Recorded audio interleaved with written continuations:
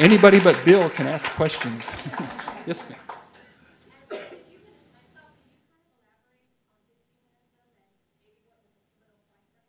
What was the what point? Uh-huh.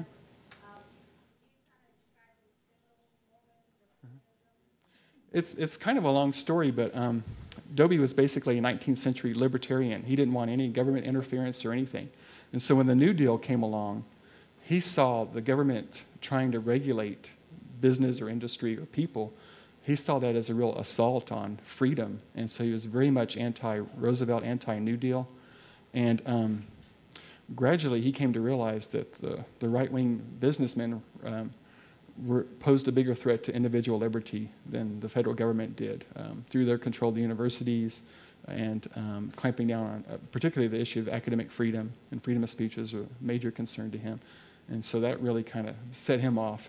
And then when he realized that those same kind of reactionary forces were the ones who were maintaining segregation and keeping working people down, Dobie was very much interested in the grassroots. And that's, I think, one of the great things he did in academia, too, I didn't mention in this talk, is that the time Dobie came along, professors were supposed to be opaque, and they were supposed to write in jargon and not be understood by common readers or really anybody who was interested in reading about them other than narrow specialists. And Dobie was really very upfront, and through his whole career wanted to bring the scholarship out of the ivory tower and take it down to the grassroots, basically, and share it with the people. So that was kind of his abiding influence. Yes. Yes. I just heard somebody refer to him as Dr. J. Frank Dobie. Can you tell us about his doctorate? Well, yes. At that time, if you wanted to be a professor at university, you really had to have a PhD. I mean, at a major university, if you want to teach anything other than freshman comp and all that kind of stuff. And Dobie was just not cut out for that kind of thing. And he really tried to do it. He went to graduate school at Columbia and thought he was going to get his PhD. And at one point, he felt almost like the student protesters in the 60s. He felt like the curriculum was not being relevant to what he knew about it and what was in his life. And so he ended up having a lot more fun going to the shows on Broadway. And at one point, he wrote to a friend, "I finally passed enough classes to get my master's degree," and that was good enough for him. And one of the things, Dobie's very critical of education courses throughout his whole life. And if we had time, I'd read you some of those funny quotes, but there are a couple in the book. But one of the things he said about the doctoral degree, he said that the average PhD dissertation is nothing but a transference of bones from one graveyard to another. So he's a very quotable guy. Other question? Yes? Could you talk a little bit about his relationship with John Henry Falk, especially after Falk got blacklisted? Yeah. Well, Falk was a graduate student of Dobie's, and Falk grew up in a very, sort of the opposite circumstances that Dobie grew up in, a very tolerant family, very progressive family. And so from an early age, he was interested in going out to the black churches and collecting African-American folklore and all this stuff. And Falk liked to claim later in life, after the principals were dead, that he was the one who had the major influence on Dobie becoming a progressive. And I didn't really find that. It was definitely Bedichek. You can see in the correspondence the way Bedichek was working on Dobie's mind. And Dobie started, he would quote wholesale paragraphs from what Bedichek was writing to him in his columns. And those were really the pivotal moments where he was becoming, really transforming into a liberal.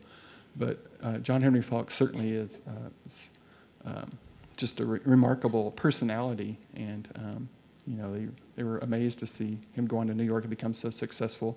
And then again, Dobie had a real fear after World War II that the fascists, and he asked the same question I think a lot of us would, which is, how could that happen in Germany? How could these good people be taken over by a fascist regime? And he saw roots of that here in the U.S., and he was always afraid that would happen here. And with what happened with John Henry Falk, who got blacklisted, that was just more evidence that you needed to fight as hard as you could against those people. So, Bill, you can't ask a question if you have. I do have a question. Was there a moment in your research, a particular moment, where all of a sudden you said, "I know this guy. I know who he was"? Yeah, Because I know you were really hesitant to take on this subject in the first place. Well, as I mentioned, Dobie published 800 magazine articles, 1,300 newspaper articles, more books than I can count. And I think that is a lot of the reason why you haven't seen a biography of Dobie earlier. I think people just get kind of mired in the quicksand having to do all that reading. That's what's so great about working with the archives, because you get a real behind-the-scenes look at who these people are, and particularly through their correspondence.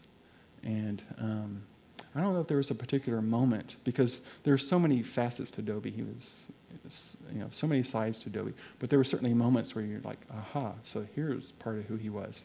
One of the interesting things is Dobie was, and I'll say in the book, he's not a perfect person by any means. I try to be somewhat balanced.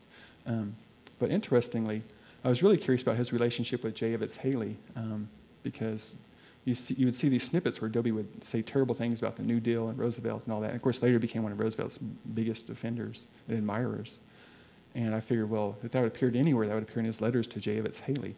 So we didn't have them in our archive here. I went to UT, to the Ransom Center, where they have some Dobie papers.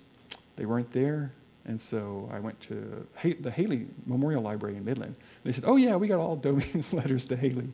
And so they sent me those so I could see where Dobie was like, the New Deal, blah, blah. So it's kind of funny. So he's kind of covering a few of his tracks there. But that was certainly an illuminating moment.